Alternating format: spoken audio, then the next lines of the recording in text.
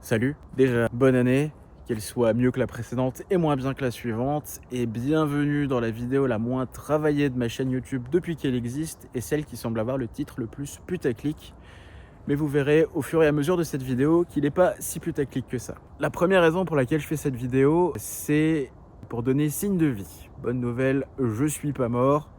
J'ai pas arrêté de faire des vidéos, c'est juste que j'ai connu pas mal de difficultés ces derniers temps. Si vous suivez un peu mon travail, vous savez que ma dernière vidéo, c'était sur la Corée du Sud. Elle est sortie le 7 septembre 2025, ça fait presque 5 mois. Et à la fin de celle-ci, je vous avais teasé une vidéo qui porterait sur le Japon. Première bonne nouvelle, cette vidéo est terminée. Je l'ai terminée il y a quelques jours. Ça a été un travail colossal et je vais vous parler du cheminement qui a fait à ce que cette vidéo existe et à pourquoi j'ai effectivement songé plusieurs fois à juste laisser tomber parce que j'avais l'impression que j'y arriverais pas. Cette vidéo, je pensais la plier en 3-4 semaines. Je savais qu'elle était plus grosse que les autres, donc en 2 semaines, j'y arriverais pas. Je me suis dit, ouais, 3-4 semaines, elle va sortir tranquille et à la fin de l'année, j'aurai fini l'intégralité des vidéos de mon tour du monde. Absolument pas. Pas du tout. La première raison pour laquelle ça m'a pris autant de temps, c'est le volume de données. En fait, le Japon, c'est pas juste un voyage qui s'est déroulé en 2024, c'est un voyage qui s'est déroulé 6 mois en 2017, la première fois que j'y étais dans le cadre de mes études, et 3 semaines et demie en 2024 où j'ai retourné des vidéos, où je suis retourné un peu sur les traces de ma première grande aventure à l'international. Et j'ai eu la riche idée de ne pas supprimer les rushs, donc j'ai pu les intégrer au métrage complet. Je trouve que le mélange entre les images d'avant et les images de maintenant est trop bien. Mais du coup, à la place d'avoir 3, 4, 500 rushs pour la vidéo, j'en avais 2200, dont un gros travail d'archives. Le dérush a été particulièrement pénible, surtout qu'à l'époque, quand je vois comment je renommais mes vidéos et comment je les triais, j'étais sacrément nul. Mais on progresse tous les jours. Mais tout ça, ça ne justifie pas 5 mois d'attente pour que cette vidéo sorte.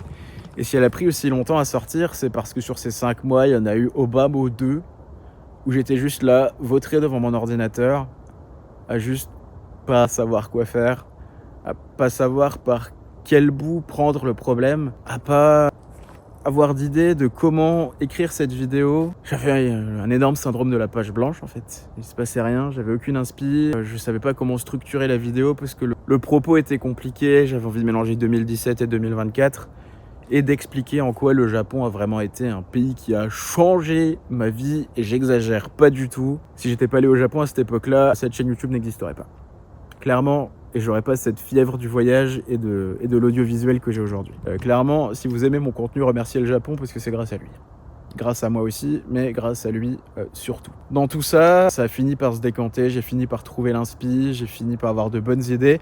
Et la vidéo qui en découle, je trouve qu'elle est trop bien et j'ai trop hâte de vous la présenter.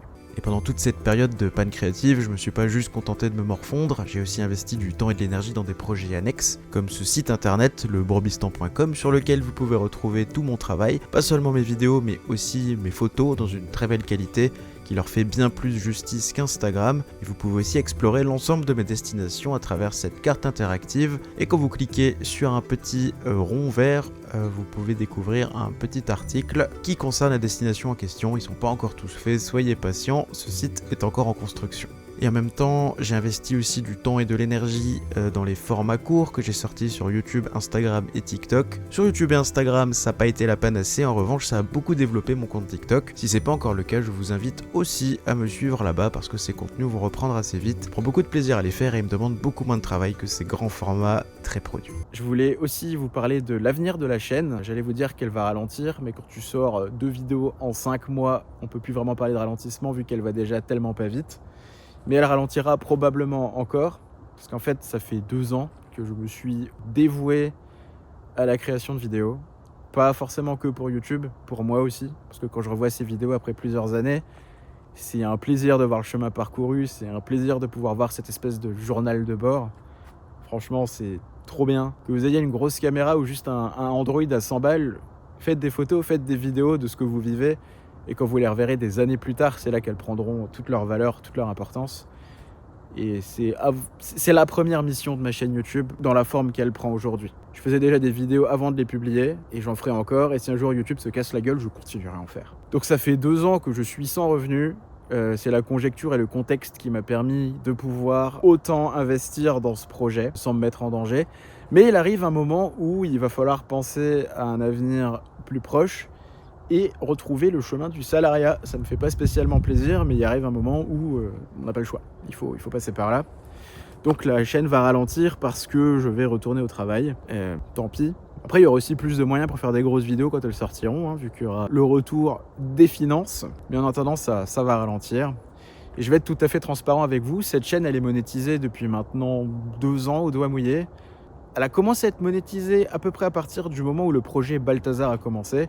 Ce projet Balthazar, c'est donc cette espèce de tour du monde qui a commencé par une traversée de l'Europe en van, qui s'est fini en eau de boudin, que j'ai fait avec un ami, et que j'ai ensuite poursuivi tout seul avec ma valise et mon sac à dos, en avion, en train, en bateau, en tout ce que vous voulez, notamment à travers l'Asie, dont 2 semaines en Russie. En 2 ans, cette chaîne a rapporté quelque chose comme 210 €. Et c'est 210 € avant que l'État vienne récupérer la moitié. Donc autant dire que cette chaîne n'est absolument pas rentable. Il n'y a aucune région assez pauvre dans le monde où vous pouvez vivre, ne serait-ce qu'à l'abri, pour 200 € pendant 2 ans, sachant que la moitié partira au fisc. Donc cette chaîne n'est absolument pas rentable. Je me suis laissé l'opportunité d'essayer. Atteindre la monétisation, c'est déjà énorme. Mais le chemin de zéro à la monétisation, il est malgré tout plus court que le chemin de la monétisation à la rentabilité. J'ai essayé. Je prends pas ça comme un échec parce que je suis très content de ce que j'ai accompli. J'ai quand même réussi à rassembler plus de 5000 personnes sur cette chaîne YouTube. C'est une fierté. Je suis très content du chemin accompli. Ça n'empêche que je vais plus pouvoir continuer comme ça trop longtemps. Et si je vous fais donc cette vidéo, c'est pour donner un maximum de force à la prochaine, celle qui va concerner le Japon, parce que c'est vraiment ce que j'ai pondu de mieux. Je vous jure, il n'y a pas le moindre effort que j'ai mis de côté pour ça. J'ai vraiment donné tout ce que j'avais, tout le temps, du début à la fin. Et j'espère qu'elle sera à la hauteur de vos attentes, parce qu'elle est à la hauteur des miennes. Dans tout ça, je vous donne rendez-vous la semaine prochaine pour cette fameuse vidéo sur le Japon. Et en attendant, je vous laisse avec l'introduction, avec un petit trailer, avec un petit teaser, pour vous donner envie d'aller la voir. À dimanche prochain. Il y a des pays qui te fascinent, d'autres qui te changent, d'autres qui te forcent à te regarder en face, et puis il y a ceux où tu te demandes des années plus tard si t'aurais pas dû rester.